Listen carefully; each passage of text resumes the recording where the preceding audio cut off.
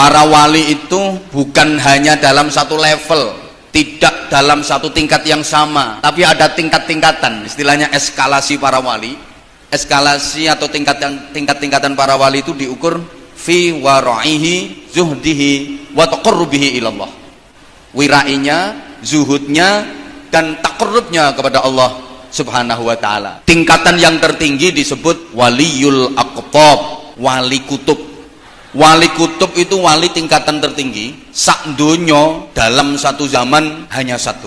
Selama wali kutub ini masih hidup, Allah tidak akan mengangkat wali kutub yang lain.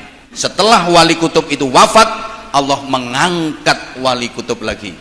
Kayak Imam Zainal Abidin, Sayyid Muhammad Al-Baqir, Syekh Junaid Al-Baghdadi, Ibnu Athaillah As-Sakandari. Mereka beliau-beliau itu tidak satu zaman, tidak satu masa. Tingkat di bawahnya namanya waliyul a'immah. Kalau waliyul a'immah itu sak donya dalam satu masa jumlahnya selalu dua. Wafat satu, Allah segera mengangkat satu lagi, waliyul a'immah. Di bawahnya lagi ada waliyul autad. Waliyul autad itu dalam satu masa sak donya jumlahnya selalu 4. Kemudian di bawahnya ada waliyun nuqaba, jumlahnya selalu 7 dalam satu masa, sak donya jumlahnya 7. Di bawahnya lagi ada namanya waliyun nujaba, itu jumlahnya selalu 12. Di bawah itu ada waliyul abdal yang jumlahnya selalu 40. Kalau para wali itu ukurannya dari wirai, zuhudnya, dan taqarrubnya kepada Allah, sedangkan tabaqatil ulama, eskalasi para ulama itu tidak diukur fi wara'ihi wa zuhdi wa taqarrubi ilallah, tapi diukur fi mautihi. Eskalasi para ulama itu diukur dari kematiannya.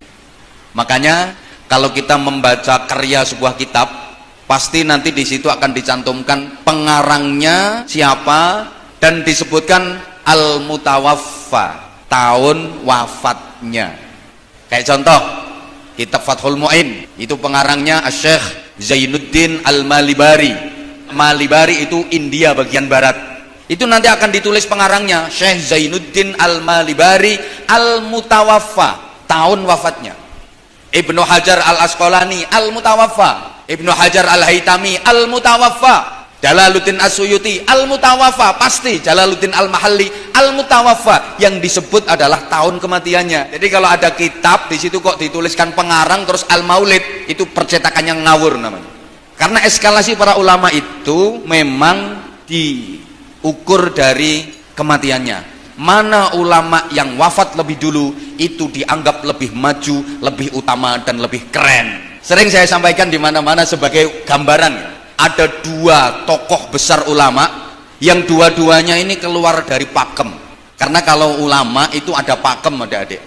Jika beliau namanya Ahmad, itu menurut pakem mendapatkan alam laqab atau mendapatkan titel Syihabuddin. Ahmad siapapun itu titelnya Syihabuddin, selalu begitu pakemnya. Kalau namanya Muhammad sesuai pakem itu titelnya selalu Syamsuddin. Dua ulama ini keluar dari pakem. Yang satu namanya Ahmad bin Husain bin Ahmad Al-Asfahani, pengarang kitab Ghayatul Ikhtisar atau yang terkenal dengan sebutan Takrib. Kitabnya tipis tapi luar biasa. Beliau namanya Ahmad, tapi titelnya bukan Syihabuddin. Beliau diberi titel Syihabul Millah. Satunya namanya Abu Hamid Muhammad bin Muhammad Al-Ghazali. Beliau namanya Muhammad. Harusnya kalau sesuai pakem titelnya Syamsuddin, tapi beliau titelnya Hujjatul Islam. Dua ulama ini sama-sama hebat. Ini saya akan ceritakan eskalasinya ya. Imam Abi Syuja, pengarang Takrib, lahir tahun 1047 Hijriah. Beliau wafat tahun 1197 Hijriah. Jadi usianya 150 tahun. Panjang banget usianya. Sementara Imam Ghazali lahir di tahun 1060 Hijriah, wafatnya pada tahun 1111 Hijriah, dalam usia 51 tahun. Dua ulama ini menangi dalam satu zaman.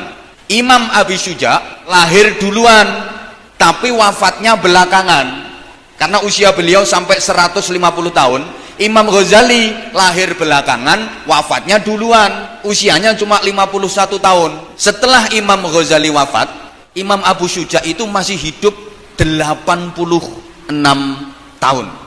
Para ulama ketika menentukan ayyuhuma aqdam baina Abi Syuja wal Ghazali, mana yang lebih utama, mana yang lebih keren antara Imam Abi Syuja dan Imam Ghazali, para ulama menyatakan Ghazali aqdam, Imam Ghazali yang lebih keren. Kenapa? Karena mati lebih dulu. Dua-duanya sama-sama hebat. Kalau dari sisi karya keilmuan, Imam Ghazali menang. Kitab karya Imam Ghazali itu luar biasa, sampai nggak ada ulama yang bisa menandingi Imam Ghazali ketika meringkes kitab karangannya Imam Haramain. Imam Haramain itu punya kitab yang misalnya ditumpuk itu dari sini sampai tembus plafon situ, saking tebelnya kitabnya. Itu diringkes sama Imam Ghazali jadi 3 kitab, Al-Wajiz, Al-Wasid, dan Al-Basid. Tapi kalau dari segi riyadhah, menang Imam Abu Syuja. Dari tingkat riyadhahnya Imam Abu Syuja lebih hebat.